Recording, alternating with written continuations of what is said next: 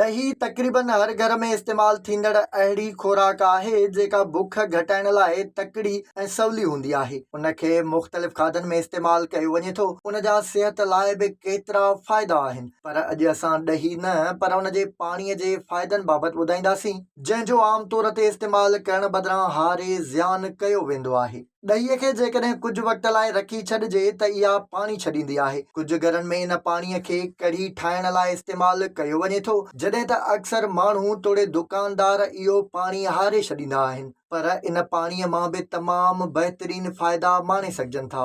ॾहीअ जे पाणीअ में मादनियात, अमाइनो एसिड्स ऐं विटामिन्स जो वॾो खज़ानो हूंदो आहे, जेकी इंसानी सिहत जे लाइ काराइता आहिनि। इहो ई सबबु आहे त इहो पाणी वज़न घटाइण समेत इंसानी हॾनि ऐं पुठनि खे ताक़त ॾियण जो बि बहितरीन ज़रियो हूंदो आहे। ॾहीअ खां अलॻि थियल पाणीअ खे कंहिं हवा न ईंदड़ दॿीअ में विझी 4 या 5 ॾींहंनि ताईं फ्रिज में महफ़ूज़ करे रखी सघिजे थो।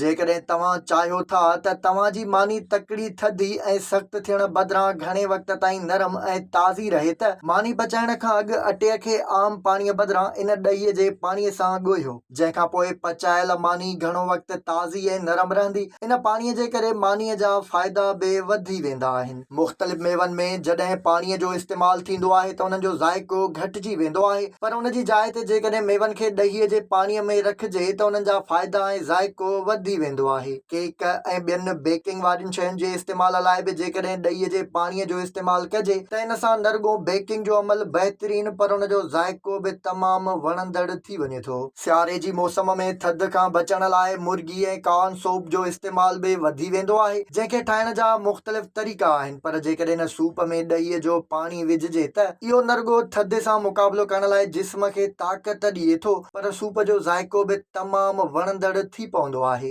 ॾहीअ जो पाणी ख़ूबसूरती जे मक़सदनि लाइ, चहिरे ते मखण सां गॾु वारनि जी मज़बूतीअ लाइ वारनि में तेल जीअं इस्तेमाल करे सघिजे थो। इन करे दुकाननि तोड़े घर में मौजूदु मुफ़्त में मिलंदड़ इन ॾहीअ जे पाणीअ खे हारण बदिरां इन मां फ़ाइदा माणणु घुरिजनि।